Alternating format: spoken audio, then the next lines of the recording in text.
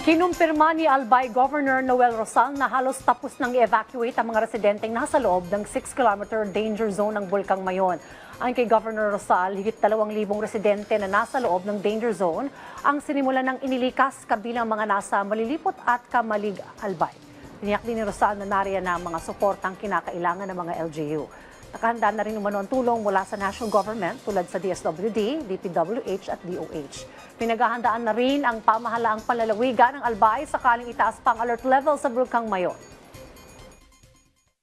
I already instructed. Kahapon nagkaroon tayo ng full council meeting. Nandun lahat. Public Works, Philippine Army, DSWD, nandun yung BRHMC na bang, BRTTH, nandun lahat. And OCD. And of course, yung ating team ng PHO, PEO, saka yung ating APSIM. No?